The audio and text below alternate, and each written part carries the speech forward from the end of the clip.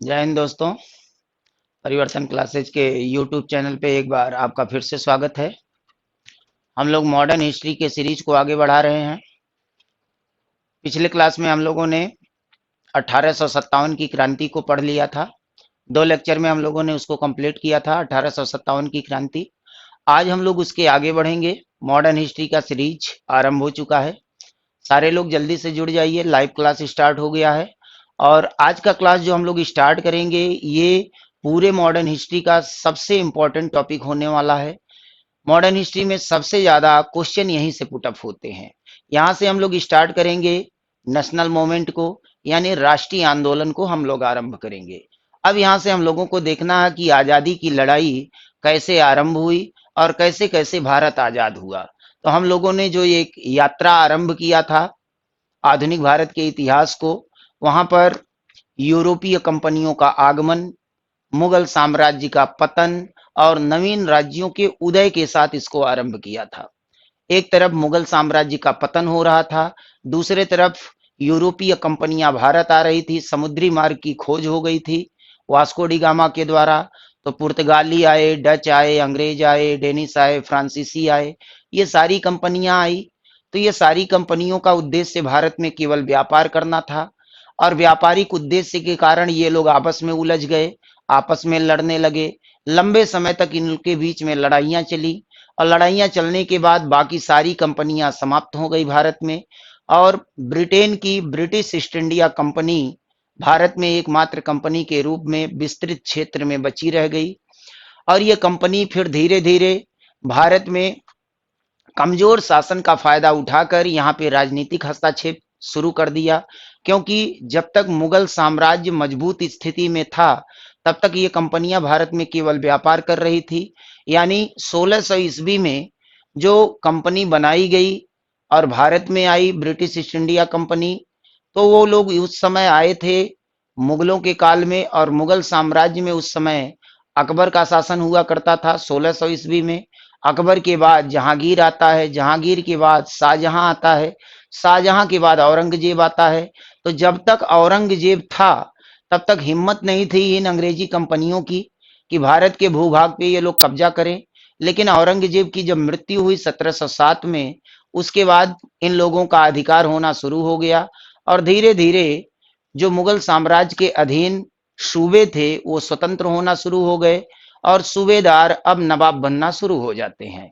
तो नवाबों का जब शासन आरंभ हुआ, तो अंग्रेज फूट डालो और राज करो नीति के तहत इन लोगों को लड़ाना शुरू कर देते हैं, और धीरे धीरे भारत पे कब्जा करना शुरू कर देते हैं। ये कब्जा आरंभ होता है प्लासी के युद्ध से।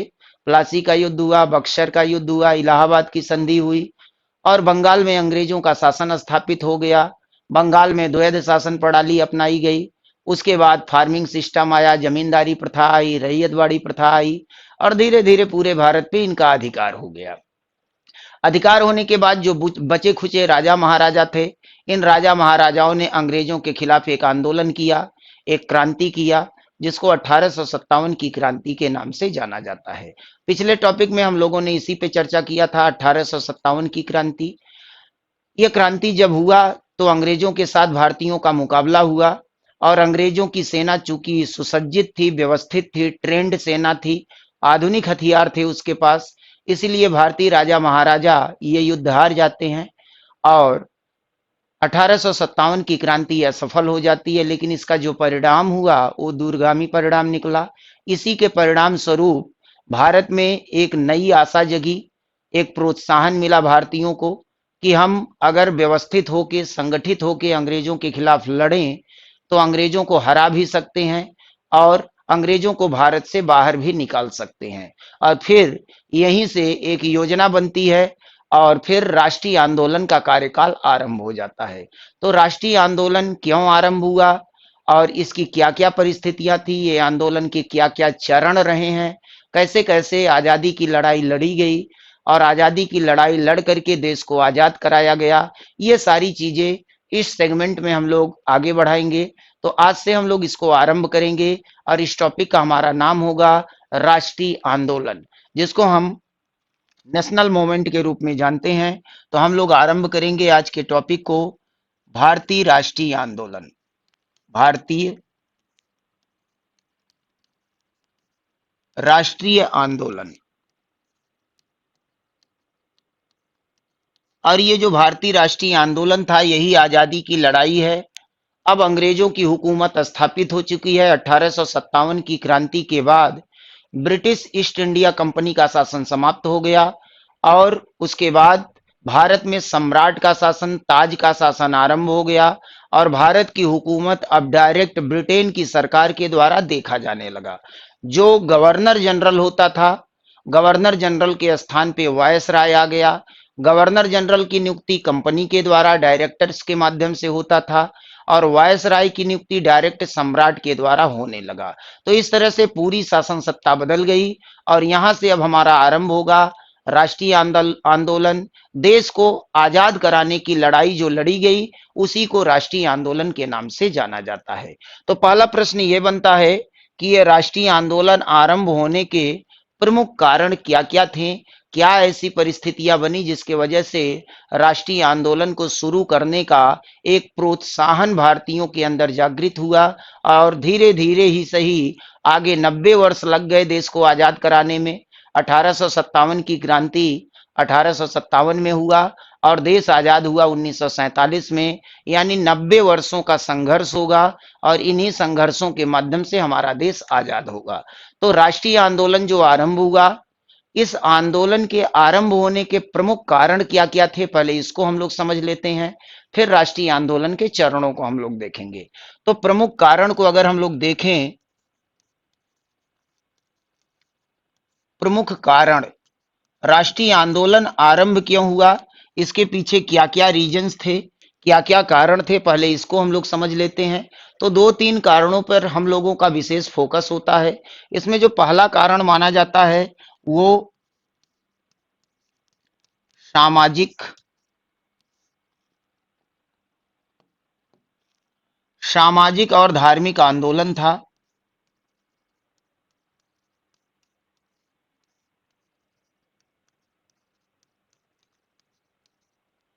सामाजिक और धार्मिक आंदोलन जिसको हम पुनर्जागरण और धर्म सुधार के नाम से जानते हैं, धर्म सुधार आंदोलन के नाम से जानते हैं। तो बहुत सारे संगठन बनाए गए थे जिसमें ब्रह्म समाज, वेद समाज, देव समाज, आर्य समाज, रामकृष्ण मिशन, तो इस तरह के बहुत सारे संगठन बनाए गए थे अलग अलग समाज सुधारकों के द्वारा और इन संगठनों के माध्यम से सामाजिक और धार्मिक सुधार आंदोलन चलाया गया। जो सामाजिक बुराइयां थी हिंदुओं में, उसको दूर किया गया और मुस्लिम समाज में जो धार्मिक बुराइयां थी, वो मुस्लिम धर्म सुधार आंदोलन चलाए गए थे जिसमें अलीगढ़ आंदोलन का नाम आता है, बहावी आंदोलन का नाम आता है, देवबंद आंदोलन का नाम आता है, अहमदिया आंदोलन का नाम आता है। तो बहुत सारे आंदोलन चलाए गए थे। इन्हीं आंदोलन को सामाजिक और धार्मिक सुधार आंदोलन के नाम से जाना जाता है। तो यहाँ से प्रेरणा मिला, प्रोत्साहन मिला देश को आजाद कराने के लिए और इसी से प्रेरित होके भारतीय राष्ट्रीय आंदोलन आरंभ होता है। इसके अलावा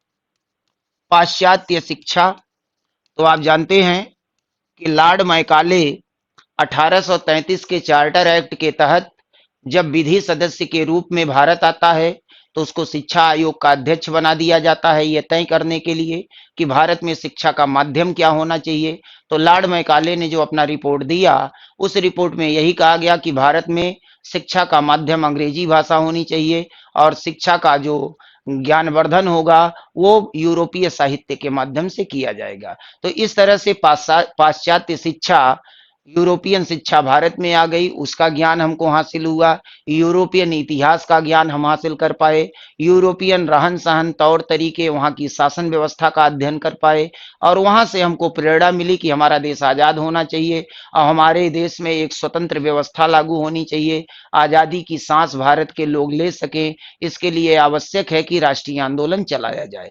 तो पाश्चात्य शिक्षा की एक महत्वपूर्ण भूमिका रही है भारतीय राष्ट्रीय आंदोलन को आरंभ करने में।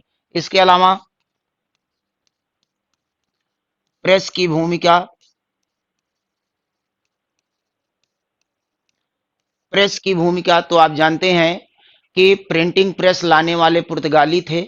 सबसे पहले 1556 ईस्वी में गोवा में पुर्तगालियों के द्वारा प्रेस की स्थापना की गई। उस समय प्रिंटिंग प्रेस हुआ करता था उस दौर में इलेक्ट्रॉनिक प्रेस का कोई समय नहीं था, कोई विकास नहीं हुआ था, तो इसकी वजह से प्रिंटिंग प्रेस के माध्यम से ज्ञान का प्रसार होता था। तो ये प्रेस एक माध्यम बना भारतीयों के लिए कि राष्ट्रीय आंदोलन की जो विचारधारा है वो जन जन तक पहुंचाया जाए।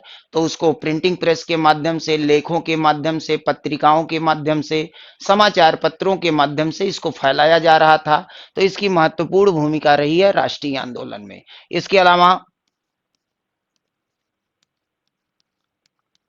अंग्रेजों की आर्थिक शोषण की नीतियां, आर्थिक शोषण की नीतियां, तो आप जानते हैं अंग्रेजों का मूल उद्देश्य भारत में अधिकतम धन कमाना ही था।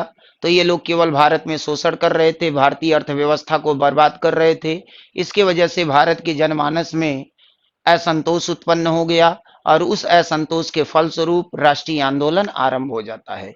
तो ये तमाम कारण माने जाते हैं जिसके वजह से भारत में राष्ट्रीय आंदोलन का सूत्रपात होता है। अब राष्ट्रीय आंदोलन कैसे चला, क्या क्या चरण हुए, इसके बारे में हम लोग बात करेंगे। तो चलिए हम लोग देखते हैं कि राष्ट्रीय आंदोलन का ये जो चरण हुआ है ये किस तरह से आगे बढ़ा है, उसको समझते हैं। भारतीय राष्ट्रीय आंदोलन,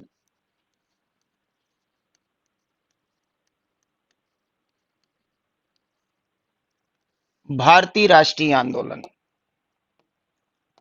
तो यहां पर अगर राष्ट्रीय आंदोलन को देखा जाए, आजादी की जो लड़ाई लड़ी गई, आजादी की लड़ाई जो लड़ी गई उसको अगर देखा जाए तो राष्ट्रीय आंदोलन के 3 चरणों में बांटकर हम लोग देखते हैं।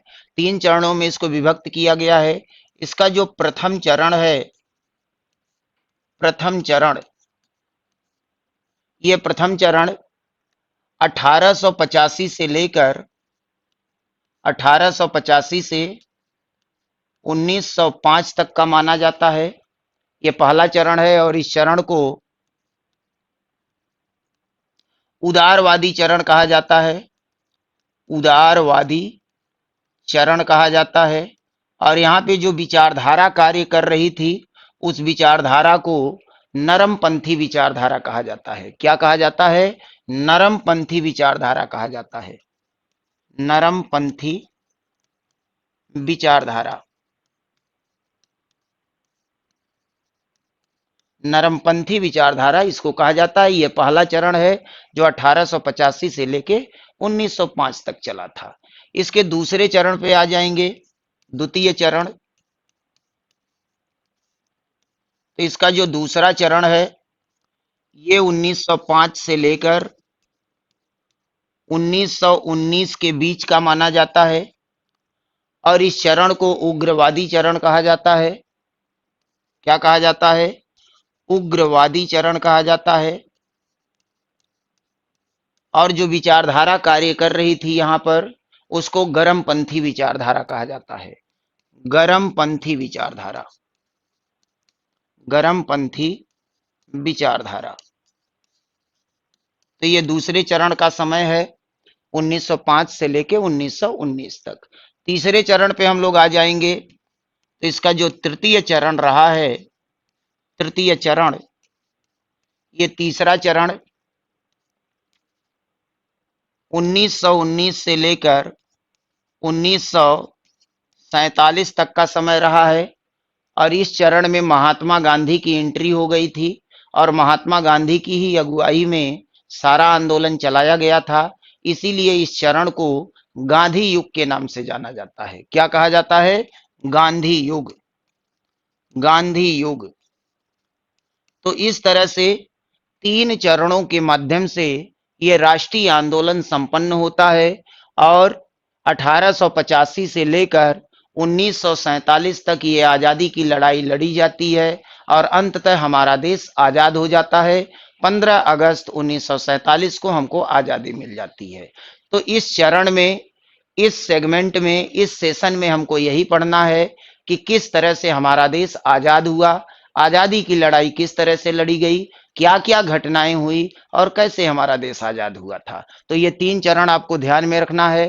पहला चरण 1885 से 1905, इसको उदारवादी चरण कहा जाता है उदारवादी चरण क्यों कहा जाता है? क्योंकि इस समय जब आजादी की लड़ाई शुरू हुई तो ये आजादी की लड़ाई लड़ने वाले जो नेता थे, ये लोग संवैधानिक तरीके से देश को आजाद कराना चाहते थे।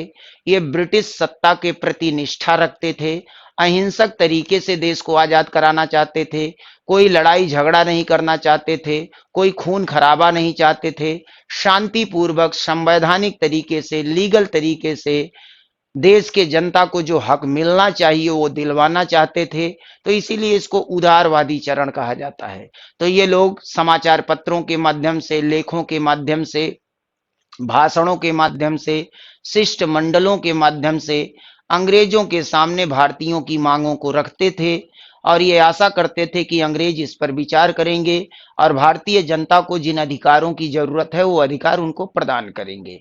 तो इसीलिए इसको उदारवादी चरण या नरमपंथी विचारधारा कहा जाता है। लेकिन आगे चल करके ये उग्रवादी चरण में तब्दील हो गया दूसरे चरण में। दूसरा चरण 1905 से लेके 19 तक चलता है। ये उग्रवादी चरण में तब्दील हो गया क्योंकि कुछ नए नेता इसमें जुड़ गए, जैसे लाला लाजपत राय, बाल गंगाधर तिलक, बिपिन चंद्र पाल, अरविंद घोष। ये तमाम ऐसे नेता थे जिनका मानना था कि आजादी हमको भीख में नहीं मिलेगी, भीख मांगने से कभी अंग्रेज हमको आजाद नहीं करेंगे, अगर आजाद होना है तो हमको लड़ना पड़ेगा। और इसीलिए इनका जब वर्चस्व स्थापित हुआ तो फिर इसको कहा गया उग्रवादी चरण और यहाँ पे गर्मपंथी विचारधारा का बोलबाला हो गया। तो ये जो दूसरा चरण है ये 1905 से लेके 1919 तक चलता है। इसमें कुछ महत्वपूर्ण घटनाएं घटित होती हैं। उसके बाद हम तीसरे चरण में आ जाएंगे। तो हमारा जो तीसरा चरण आता है ये 1919 से लेके 1947 तक चलता है और इस चरण में महात्मा गांधी आ चुके थे 1915 में ही। ये दक्षिण अफ्रीका से भारत आ चुके थे और दक्षिण अफ्रीका में ये सत्याग्रह आंदोलन चला के आए थे। तो उसी सत्याग्रह का प्रयोग उन्होंने भारत में किया, सत्याग्रह आंदोलन चलाया और आगे ये इतने पॉपुलर हो गए कि पूरी लड़ाई इन्हीं की अगुवाई में लड़ी गई। इसीलिए इसको गांधी युग के नाम से जाना जाता है। तो ये तीन चरण है हमारे पास भारतीय राष्ट्रीय आंदोलन के। तो इसको आपको ध्यान में रखना है। लेकिन इसके साथ एक चीज और ध्यान देना है, ये जो आंदोलन है ये राष्ट्रीय आंदोलन के चरण है। इसके अलावा एक दूसरे प्रकार का भी आंदोलन था जिसको क्रांतिकारी आंदोलन कहा जाता है। एक दूसरा आंदोलन चला है देश को आजाद कराने के लिए जिसको क्रांतिकारी या उग्रवादी आंदोलन कहा जाता है। तो ये जो आंदोलन है ये राजनीतिक लड़ाई थी। जो राजनेता थे देश के वो राजनीतिक तरीके से आंदोलन करके देश को आजाद कराना चाहते थे। लेकिन एक दूसरे तरह का भी आंदोलन चलाया गया था जिसको क्रांतिकारी आंदोलन या उग्रवादी आंदोलन कहा जाता है। ये आंदोलन हमारे देश के युवा नौजवानों ने चलाया था। इनका मानना था कि अगर अंग्रेजों को यहाँ से निकालना है, देश को आजाद कराना है तो अंग्रेजों के साथ लड़ना पड़ेगा, हथियार के साथ लड़ना पड़ेगा। तो ये लोग अंग्रेजों के साथ हथियारबंद होके गिरोह बना के संगठन बना के लड़ते थे और इसीलिए इनको उग्रवादी कहते थे अंग्रेज और हम लोग इनको क्रांतिकारी कहते हैं। तो जिनको हम क्रांतिकारी कहते हैं उनको अंग्रेज उग्रवादी या आतंकवादी बोलते थे। तो ये लोग खून खराबे में विश्वास करते थे, इसीलिए इनको अंग्रेज आतंकवादी कहते थे। तो इनका भी तीन चरण हुआ है। तो ये जो राष्ट्रीय आंदोलन है इसके तीन चरण हुए हैं। पहला चरण 1885 से 1905, दूसरा चरण 1905 से 1919, तीसरा चरण 1919 से 1947। लेकिन जब हम उग्रवादी चरण पे आएंगे, यहाँ पे क्रांतिकारी या इसी को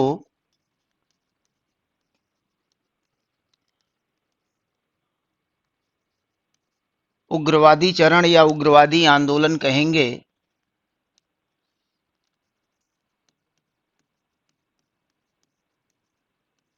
तो इस उग्रवादी आंदोलन के भी दो चरण हुए हैं। इसमें से एक है प्रथम चरण। तो इसका जो पहला चरण माना जाता है ये 1905 से आरंभ होता है और 1915 तक चलता है। और इसका जो दूसरा चरण होगा, द्वितीय चरण, द्वितीय चरण, तो ये द्वितीय चरण 1924 से आरंभ होता है, 1934 तक चलता है। तो इसको आपको विशेष रूप से ध्यान रखना है, इसमें कंफ्यूजन नहीं होना चाहिए। पहला वाला जो हम लोगों ने देखा, ये वाला जो हम लोगों ने चरण देखा है, ये राष्ट्रीय आंदोलन का चरण है और ये राजनीतिक आंदोलन था। लेकिन ये जो दूसरा वाला हम लोगों ने देखा, ये क्रांतिकारी या उग्रवादी आंदोलन है। इसका पहला चरण 1905 से लेके 15 तक चलता है। यानी अगर उस चरण में हम इसको देखेंगे तो उसके दूसरे चरण में ये पहला चरण है, 1905 से लेके 1915 तक। और इसका जो दूसरा चरण है वो राष्ट्रीय आंदोलन के तीसरे चरण में गांधी युग में आएगा। तो इसमें क्या हुआ था, तो ये लोग क्रांतिकारी तरीके से देश को आजाद कराना चाहते थे। ये लोग हिंसक तरीके से देश को आजाद कराना चाहते थे, अंग्रेजों पे आक्रमण करते थे, अंग्रेज खजानों को लूटते थे, अंग्रेज अधिकारियों की हत्या करते थे। तो ये सारे क्रांतिकारियों के द्वारा किए गए कृत्य थे। तो जो पहला चरण होता है, इस चरण में 1905 से लेके 1915 तक ये लोग घटनाओं को अंजाम देते हैं। 3 सेंटर मुख्य रूप से इसके बनते हैं। जो पहला सेंटर था वो महाराष्ट्र था और वहां एक क्रांतिकारी संगठन बना था जिसको अभिनव भारत समाज कहा जाता है। पहले वो मित्र मेला के नाम से गठित हुआ था और बाद में अभिनव भारत समाज बन जाता है। और इसमें जो सबसे प्रमुख क्रांतिकारी थे, उनका नाम था विनायक दामोदर सावरकर। तो बीडी सावरकर के नाम से सारे लोग परिचित होंगे। तो ये पहले चरण के क्रांतिकारी थे, 1905 से लेके 1915 तक। तो महाराष्ट्र में अभिनव भारत समाज नामक क्रांतिकारी संगठन था। अगर आप बंगाल में जाएंगे तो वहां पे अनुशीलन समिति नाम का संगठन था। और अगर आप पंजाब में जाएंगे तो पंजाब सेंटर बनाया गया था, लेकिन आंदोलन चलाया जाता था विदेशों से। और विदेशों से बहुत सारे आंदोलन चलते थे। उसमें एक गदर पार्टी के नाम से आप परिचित होंगे। तो गदर पार्टी का गठन अमेरिका में किया गया था, लेकिन संचालन भारत के पंजाब से होता था। तो ये पहले चरण के कुछ क्रांतिकारी, कुछ आतंकवादी या उग्रवादी घटनाएं मानी जाती हैं। दूसरे चरण पे आप चलेंगे तो 24 से लेके 34 तक चलता है और इसमें उत्तर भारत के क्रांतिकारी आंदोलन और बंगाल में क्रांतिकारी आंदोलनों को देखेंगे। इसी उत्तर भारत में जो क्रांतिकारी आंदोलन शुरू हुआ था, उसमें चंद्रशेखर आजाद, राम प्रसाद बिस्मिल, इन सारे लोगों ने मिलकर के हिंदुस्तान रिपब्लिकन एसोसिएशन नामक संगठन बनाया था, HRA। कानपुर में 1924 में संगठन बनाया गया था। सारे क्रांतिकारी इसी संगठन के नीचे कार्य कर रहे थे। काकोरी कांड इसी संगठन के द्वारा अंजाम दिया गया था, जो अंग्रेज खजाने को लूटा गया था ट्रेन के माध्यम से। तो ये सारी घटनाएं क्रांतिकारी आंदोलन के अंतर्गत आएंगी। तो दो तरह के आंदोलन हुए हैं, एक राजनीतिक आंदोलन है जिसके 3 चरण हुए हैं और दूसरा क्रांतिकारी आंदोलन हुआ है जिसके 2 चरण हुए हैं। तो इनको हम बारी बारी से पढ़ेंगे और देखेंगे कि राष्ट्रीय आंदोलन की क्या घटनाएं रही हैं और क्रांतिकारी आंदोलन की क्या घटनाएं रही हैं। तो यहाँ पे ये राष्ट्रीय आंदोलन है, इसके 3 चरण हैं, पहला चरण, दूसरा चरण और तीसरा चरण। तो हम लोग शुरुआत पहले से चरण से करेंगे और देखेंगे कि पहले चरण में क्या क्या घटनाएं हुई थी और फिर उसके बाद दूसरा चरण और तीसरे चरण में हम लोग आगे बढ़ेंगे। तो चलिए हम लोग पहले चरण को देख लेते हैं और देखते हैं कि पहले चरण में क्या घटनाएं घटित हुई थी। पहले चरण पे चलते हैं हम लोग। तो राष्ट्रीय आंदोलन का जो प्रथम चरण है, प्रथम चरण, और ये पहला चरण कब से कब तक है, 1885 से लेकर 1905 ईस्वी तक का माना जाता है। और इस चरण को क्या कहा जाता है, इस चरण को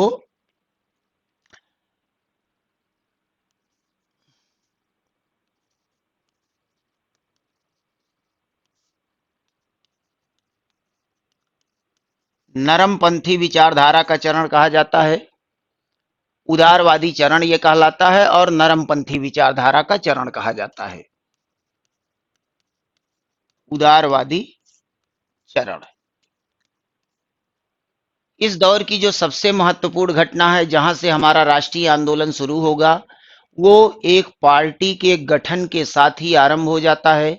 और उस पार्टी का नाम क्या था, उस पार्टी का नाम था भारतीय राष्ट्रीय कांग्रेस। भारतीय राष्ट्रीय कांग्रेस, भारतीय राष्ट्रीय कांग्रेस। की स्थापना। तो भारतीय राष्ट्रीय कांग्रेस की स्थापना के साथ ही हमारा राष्ट्रीय आंदोलन शुरू होता है और यही वो पार्टी बनती है जिसके झंडे तले सारे राजनीतिक लोग इकट्ठा होते हैं और देश की आजादी की लड़ाई के लिए आंदोलन का सूत्रपात करते हैं। तो शुरुआत हम लोग यहीं से करेंगे, भारतीय राष्ट्रीय कांग्रेस की स्थापना के साथ ही। और ये भारतीय राष्ट्रीय कांग्रेस की स्थापना कब हुई थी? 1885 ईस्वी से हुई थी। तो 1885 से इसका आरंभ होगा भारतीय राष्ट्रीय कांग्रेस के स्थापना के साथ। इसके बारे में हम लोग समझेंगे। उसके बाद प्रतिवर्ष इसके अधिवेशन होते हैं, वार्षिक अधिवेशन होते हैं। तो प्रथम अधिवेशन जो कि बंबई में हुआ था 1885 में, यहां से हम लोग शुरू करेंगे। पहला अधिवेशन देखेंगे क्या क्या महत्वपूर्ण घटनाएं रहीं। उसके बाद द्वितीय अधिवेशन पे आ जाएंगे। इसका द्वितीय अधिवेशन, इसका दूसरा अधिवेशन कलकत्ता में हुआ था 1886 में। तो दूसरे अधिवेशन की क्या महत्वपूर्ण घटनाएं रहीं उसके बारे में समझेंगे। उसके बाद तृतीय अधिवेशन में आ जाएंगे। तृतीय अधिवेशन, इसका तीसरा अधिवेशन मद्रास में हुआ था 1887 में। तो यहाँ की क्या महत्वपूर्ण घटनाएं रहीं उसके बारे में समझेंगे। तो इस तरह से अधिवेशनों का दौर शुरू होगा। साल भर में एक अधिवेशन होता था। इस अधिवेशन में प्रस्ताव पास कराए जाते थे और उन्हीं प्रस्तावों पर पूरे एक साल तक अमल किया जाता था। अंग्रेजों के सामने बहुत सारी मांगों को रखा जाता था और ये प्रयास किया जाता था कि अंग्रेजों पर दबाव बनाया जाए और फिर अंग्रेजों से उन मांगों को पूरा करवाया जाए। तो ये अधिवेशन चलते रहेंगे। अगले अधिवेशन पे आप चौथे अधिवेशन पे आ जाएंगे। चौथा अधिवेशन, तो ये चौथा अधिवेशन कहाँ पे हुआ था? तो ये इलाहाबाद में हुआ था और 1888 ईस्वी में हुआ था। तो देश के अलग अलग कोनों में ये अधिवेशन शुरू होते हैं।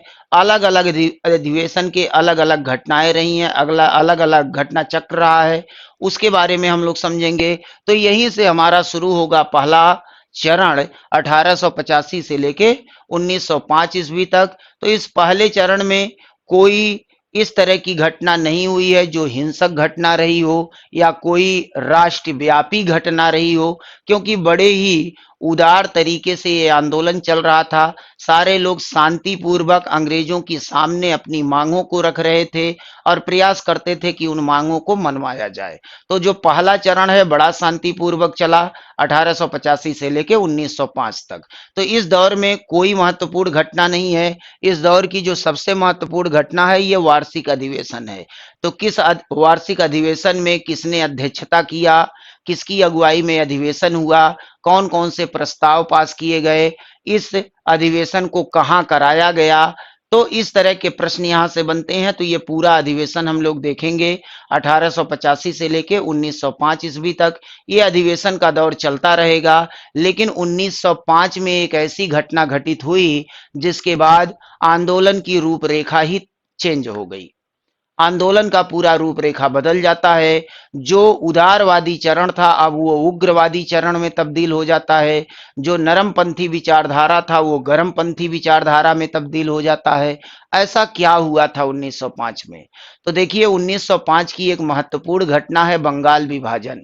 उस समय के जो तत्कालीन गवर्नर जनरल या वायसराय थे लॉर्ड कर्जन, उन्होंने बंगाल को टारगेट किया, क्योंकि ये राष्ट्रीय आंदोलन की जो लड़ाई चल रही थी इसका जो केंद्र था, जो सेंटर था वो बंगाल ही था।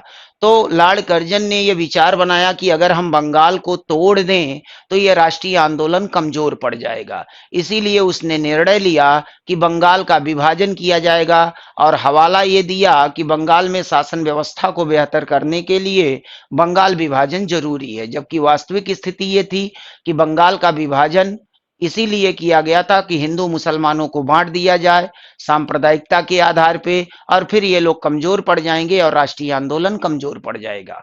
और हुआ भी वही। लॉर्ड कर्जन ने बंगाल विभाजन कर दिया और इस बंगाल विभाजन का परिणाम ये हुआ कि बंगाल के लोग बटे नहीं बल्कि और जुड़ गए। सारे लोगों ने उपवास रखा, इसके अलावा शोक दिवस मनाया और ये जो बंगाल का विभाजन हुआ था, इसके परिणाम स्वरूप एक आंदोलन शुरू हो गया और ये आंदोलन केवल बंगाल तक सीमित नहीं रहा बल्कि पूरे भारत में फैल गया। तो ये प्रदेश स्तर का आंदोलन नहीं, राष्ट्रव्यापी आंदोलन शुरू हो गया। तो आजादी की लड़ाई का पहला ये राष्ट्रीय आंदोलन माना जाता है। तो बंगाल विभाजन के साथ ही हमारे आजादी की लड़ाई का स्वरूप बदल जाता है। उसके बाद बहुत सारी घटनाएं मिलेंगी। 1905 में बंगाल विभाजन हुआ, 1906 में मुस्लिम लीग की स्थापना हुई, 1907 में कांग्रेस पार्टी का विभाजन हो गया, 1908-9 में मार्ले मिंटो सुधार आ गया, भारत परिषद अधिनियम आ गया, 1911 में दिल्ली दरबार लगा, 1912 में बंगाल विभाजन को रद्द कर दिया गया और राजधानी परिवर्तन कर दिया गया। इसके बाद 1914 में पहला विश्व युद्ध शुरू हो गया। उसी समय एक और घटना हुई थी, कामागाटा मारू प्रकरण हुआ था एक जहाज को लेकर। उसी के साथ में एक और आंदोलन भारत में शुरू हो गया जिसको होम रूल लीग आंदोलन के नाम से जाना जाता है। उसमें बाल गंगाधर तिलक और श्रीमती एनी बेसेंट ने उसकी अगुवाई किया 1916 में। 1916 में ही लखनऊ सम्मेलन हुआ कांग्रेस का, उसमें नरम दल और गरम दल फिर से एक साथ आ गए और मुस्लिम लीग भी कांग्रेस पार्टी के साथ जुड़ने के लिए तैयार हो गया। उसके बाद मॉन्टेग्यू चेम्सफोर्ड सुधार आता है 1919 का, भारत शासन अधिनियम के माध्यम से उत्तरदायी शासन को लाने के लिए। तो ये तमाम घटनाएं दूसरे चरण की होती हैं और 1919 आते आते दूसरा चरण कंप्लीट हो जाता है और तब तक गांधी जी की एंट्री हो चुकी थी क्योंकि पहला विश्व युद्ध के समय ही वो आ चुके थे। तो गांधी जी की अगुवाई में तीसरे चरण की लड़ाई शुरू होती है और यहाँ पर जलियांवाला बाग हत्याकांड, इसके अलावा रॉलेट एक्ट, खिलाफत आंदोलन, असहयोग आंदोलन, चौरी चौरा कांड, स्वराज पार्टी का गठन, ये सारी घटनाएं होती हैं। आगे चल करके फिर शाइमन कमीशन का विरोध, सविनय अवज्ञा आंदोलन, गोलमेज सम्मेलन, ये तमाम घटनाएं इसमें मिलेंगी। तो इस राष्ट्रीय आंदोलन को हम पहले चरण से पढ़ना शुरू करेंगे। यहाँ से कांग्रेस पार्टी का गठन कैसे हुआ, इससे संबंधित बनने वाले जो प्रश्न हैं उसको देखेंगे। इसके बाद विभिन्न अधिवेशनों में क्या क्या घटनाएं हुई, क्या प्रस्ताव पास किया गया, इससे संबंधित सारे मैटर्स को हम लोग समझेंगे। तो हम लोग वन बाय वन एक एक चरण को पढ़ते हुए आगे बढ़ेंगे। पूरे मॉडर्न हिस्ट्री का सबसे महत्वपूर्ण पार्ट है ये राष्ट्रीय आंदोलन। तो एक भी क्लास मिस मत करिएगा। हर क्लास में हम लोग चरणबद्ध तरीके से धीरे धीरे करके चीजों को आगे बढ़ाएंगे, समझते हुए आगे बढ़ेंगे। तो आज के क्लास में हम लोगों ने पूरी रूपरेखा समझ लिया कि राष्ट्रीय आंदोलन का स्वरूप किस तरह का है, किस तरह से राष्ट्रीय आंदोलन आगे बढ़ा, किन किन चरणों में इसको विभाजित किया गया है। तो नेक्स्ट क्लास में हम लोग एक एक चरण को पढ़ना शुरू करेंगे। इसमें प्रत्येक अधिवेशनों को समझेंगे और देखेंगे कि कैसे कैसे देश के आजादी की लड़ाई लड़ी गई। तो आज का क्लास ये राष्ट्रीय आंदोलन का एक इंट्रोडक्शन का क्लास था। तो आज का क्लास हम लोग यहीं पूरा करेंगे और नेक्स्ट क्लास से इस मॉडर्न हिस्ट्री के सीरीज में हम लोग राष्ट्रीय आंदोलन के चरणों को चरणबद्ध तरीके से आगे बढ़ाएंगे। एक एक चरण को पढ़ना शुरू करेंगे और इसमें पहला चरण हमारा जो है 1885 से लेके 1905 तक जो चलता है इसको आगे बढ़ाएंगे। तो आज के क्लास का समापन हम लोग यहीं पे करते हैं और नेक्स्ट क्लास में हम लोग फिर से मिलेंगे राष्ट्रीय आंदोलन को आगे बढ़ाते हुए। तब तक के लिए आज के क्लास को विराम देते हैं और हर बार की तरह आप लोगों से एक ही अपील है कि जो लोग भी चैनल पे नए हैं वो चैनल को जरूर सब्सक्राइब करें जिससे आपको नोटिफिकेशन मिलता रहे। बेल आइकन को दबाएं, लाइक करें, वीडियो को शेयर करें, अन्य लोगों तक पहुंचाएं। यही अपील के साथ आज का क्लास यहीं समाप्त करते हैं। जय हिंद, वंदे मातरम।